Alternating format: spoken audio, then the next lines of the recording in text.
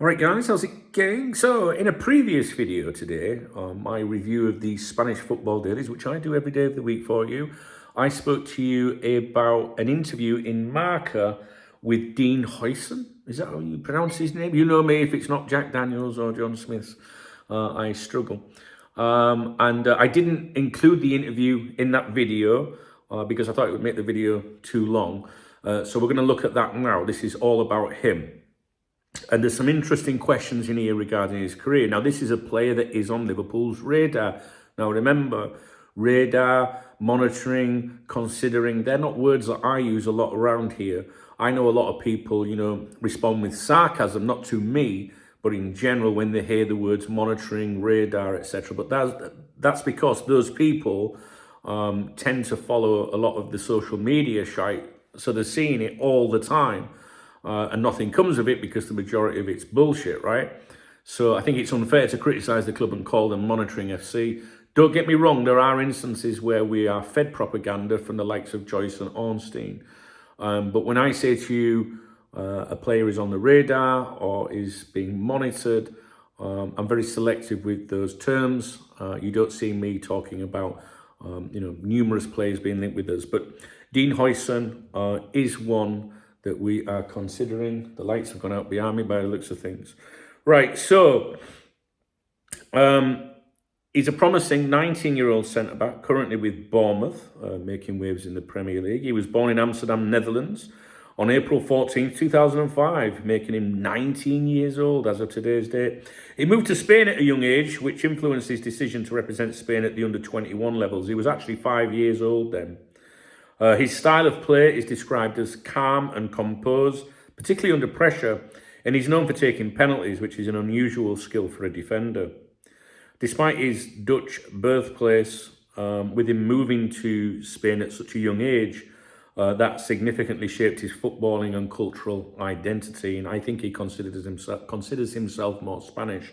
I think he might even mention that in today's interview. He holds dual citizenship, Spain and Netherlands, reflecting his mixed heritage.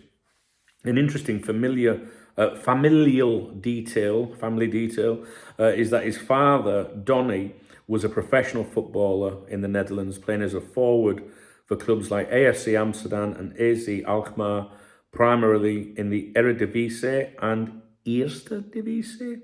Don't be having a go at me, fucking English, I don't know. Huijsen's multilingual abilities are noteworthy. He is fluent in Dutch, English, Spanish, and Italian, which could ease his integration into various club environments, including Liverpool's. So his journey began at Costa Unida CF de Marbella, followed by a significant period in Malaga's CF's Youth Academy from 2015 to 2021. He then joined Juventus in 2021, progressing to make his senior debut for their reserve team, Juventus Next Gen, in January 2023, and his first team debut in October 2023. A loan spell at Roma from January to June 24 saw him play 14 games and score twice in Serie A. In July 2024, he signed a 6-year contract with Bournemouth with a transfer fee of 15.2 million pounds being paid. Euros, 15.2 million euros, potentially rising to 18 million euros with bonuses. Given Liverpool's interest, and it is genuine interest, guys, Huijsen's youth Premier League experience and versatility make him a potential target. His ability to score goals, multilingual skills, and long-term contract suggest a high-value investment, but his potential could strengthen Liverpool's defence. It is reported that he has a £50 million release clause in his contract, and that contract, of course, runs for another 5 years. Now, before I get on to the questions and answers, I've been watching this kid, and I feel that we are managed by Liverpool Football Club. And you remember when I went to Boston all those years ago when Liverpool were purchased by Nestle, they were called at the time, and then renamed as FSG. You'll remember that I came back from that mission, if you like, saying, this was before we knew anything about these people, was that they will manage your expectations. And I think they do manage our expectations to the point where we talk like accountants, you know. And I mentioned this on the live stream earlier today, that when we talk about players like Virgil van Dijk and Mo Salah, I nearly said Luis Suarez for some reason, Mo Salah being a certain age and could be slowing down, and it's because we're fed this stuff, you know, about, you know, the data that's analysed at Liverpool, and we just go along with it. We read it, and you know, when they're constantly talking about, you know, the players are assessed for their statistics, and this is not new, you know. And guess what? A player that was really fast in his 20s might not be as fast when he gets into his 30s, right? You know what I'm saying? But it's like we just take what these journalists say that they feed to us, you know, and then we start, you know, trotting those lines out ourselves, which is bullshit. You know, like, you know, we would never have signed Gary McAllister, would we? You know, if FSG had been there, for example, and look what he did for us. And the reason I mention this is because this player, let's say he's got a £50 million release clause, we will say, it's a lot of money to be spending on a kid, like, you know, and we might even think that. But if we're an elite club and he really is a superb player, which I think he is, should we not be doing that? I mean, the fan side of us traditionally would say, yeah, fucking too right. But then we also know, like, well, hang on, that's £50 million that could be spent on something else. But would it be spent on something else anyway? But we, you know, we kind of like, we've become accountants where we go, oh no, maybe we shouldn't do that. How about, yeah, let's have owners that go, do you know what? He's a fucking hot prospect. Let's go for him. That's me just thinking about the valuation there, because I know that people will say too much money for 90. Why are we saying that? We never said it years ago. We're saying it because of what we get fed. Managed expectations. So moving on to the interview, and I'm not including the entire interview because some of it won't interest you. These are things that I thought might. Do you see yourself on today's list in terms of being called up by Spain, which I think would be for the first time, the seniors? And he said, I think, and I mentioned this in the morning briefing. That was why he was mentioned in that. This, not the morning briefing, the review of the Spanish papers. At the time of recording this, I don't know if the Spain team is out or whatever, so I don't know if he's been selected. He said, I think I have a chance, but it'll depend on what the national team coach says. Whether it happens or not, I'm going to keep working. But yes, I have a chance now that things are going well for me, and I hope that's the case. Spain is playing against the Netherlands, the country where you were born and where your parents are from. What does that mean to you, or what would that mean to you? It would be a mere coincidence. Everyone knows that. My family is from Holland, but I feel Spanish. Spain is my home. So first, it would be a dream to be able to make the squad and then to make my debut. And for my family, it would be a dream too. Would you understand if some some Dutch media criticise you for being born in Amsterdam and playing for Spain? In football, you're always criticised, but I don't really care what they say. If it were the other way around, they'd also say the opposite. If I'd been in Spain and raised in... what is wrong with me today? You know I'm not well, but I should be. You know what I mean? Like, is he having tired or something? If I'd been born in Spain and raised in Holland, they'd say I should go with them. It's also like the opposite feeling. They criticise you, but at the same time, they love you. I don't know how to explain it, but I think it might be that way. Do you want to play in the Spanish La Liga soon, right? This is relevant, right? Because this is about his future aspirations. And we would have to consider that if we did buy him, right? If we managed to, you know, first, if we went for him. Two, if we managed to make a deal happen. Would he at some point be wanting to move on? Or, if we were competing for his signature and a Spanish club was, would that affect things? So I'm planting that seed with you, so you already know a little bit about this play, and you can see why I've selected it, right?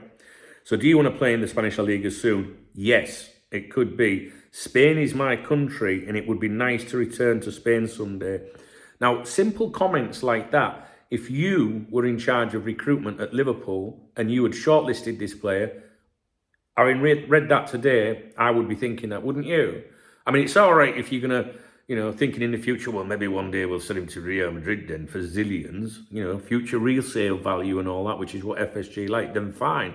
But if you're already thinking, hang on, this kid's already got his eye on there, or if you were aware that a Spanish club was interested in him, straight away I'd be thinking, oh, no, we're not getting involved in that.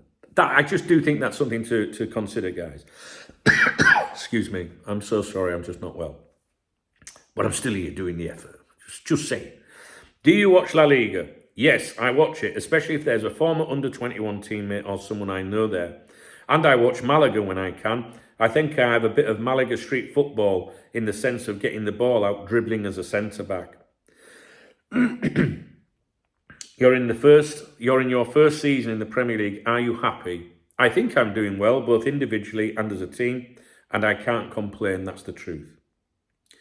You had everything, but perhaps you lacked the muscle to compete with the great strikers in the Premier League. Do you think so?